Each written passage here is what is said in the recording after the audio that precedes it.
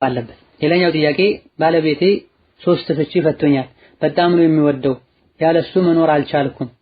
ሌላ ትዳር ሲመጣልኝ ካለሱ ሌላ አልፈልግም። ይሄን ትዳሬን በምን መልኩ ነው መመለስ የምችለው? ዱዓም አድርጉልኝ የሚል አስአሉላህ አን ዩተቢተ ቀልበኪ ወየምለአሁ ቢሑቢሂ ወልኡንሲ ቢሂ እነሁ ዐላ ኩሊ ሸይኢን ቀዲር። ያለሱ መኖር አልችልም የሚለው ቃል ቢቀር የተሻለ ነው።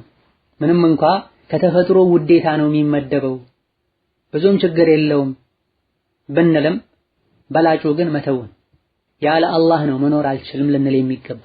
አላህ ካለ በአላህ ከተመካን በአላህ ካመንን መኖር እንችላለን።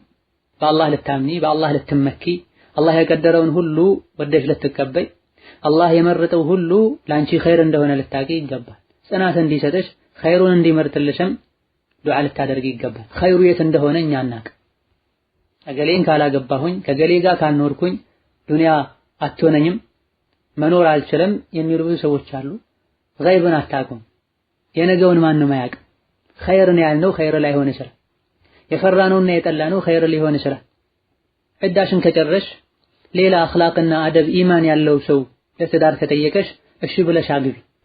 ከቀድሞ ባልሽ የተሻለ ሆኖ ልታገኙ ትችያለሽ። ከሱ የበለጠ ልትወጂው ትችያለሽ። ሊወድሽ ይችላል። ሕያው በሆነው በአላህ ላይ ብቻ ነው ልንመካና ልንደገፍ የሚገባ። ደካማ የሆነ ሊሞት የሚችልን መኽሉቅን ተደግፈን ልንኖር አይገባም። ያለሱ መኖር አልችልም የምትይው ሰው ነገ ሊሞት ይችላል። ነገር ሁሉ ይረሳል ማለት ቁርአን በመቅራት ዝክር በማለት ሶላት በመስገድ በአኺራ ጉዳይ ራስን በመጥመድ እንዲህ አይነቱን ነገር ለመርሳት አላህ ኸይሩን እንዲከትብልን ዱዓ ማድረግና አዲስ ህይወት ለመጀመር መወሰን የተሻለ።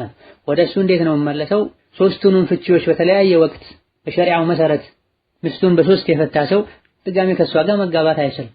አላሁመ ኢላ በራሱ መንገድ ሌላ ባል አግብቷት ከሱ ጋር ከተጋቡና አብረው መኖር ከጀመሩ በኋላ ትዳራቸው ሳይሳካ ቀርቶ የተፋቱ እንደሆነ ከቀድሞ ባሏ እንደገና በአዲስ ኒካህ ልትጋባ ትችላለች። ወደሱ ለመመለስ ብሎ ግን አዲስ ትዳር ውስጥ ገብቶ መውጣት አይቻልም። ነቢያችን ሰለላሁ ዐለይሂ ወሰለም ይሄን የሚያደርግን ሰው ረግመዋል። ለዐነል ሙሐሊለ ወልሙሐለለ ለሁ የሚል ሐዲስ አለ። በሶስት በመፋታት ምክንያት ባሏ ላይ እርም የሆነችን ሴት ለቀድሞ ባሏ ሐላል ለማድረግ በማለት ሴትን አግብቶ የሚፈታ የተረገመ ነው።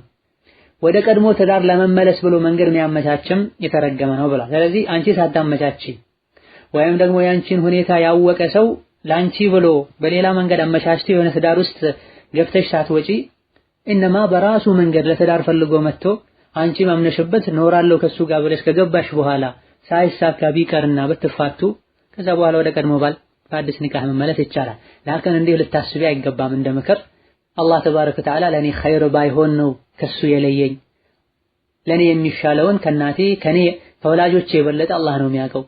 አላህ ሆይ ኸይር ከተብልኝ የቀደርከውን ነገርም እንደወደው እዛ ላይ እንድጸና ቀልቤ እንዲደሰትበት አድርግልኝ ብሎ ዱዓ ማድረግና እስቲኻራ ሰግዶ ሌላ ትዳር መመስረቱ የተሻለ ነው።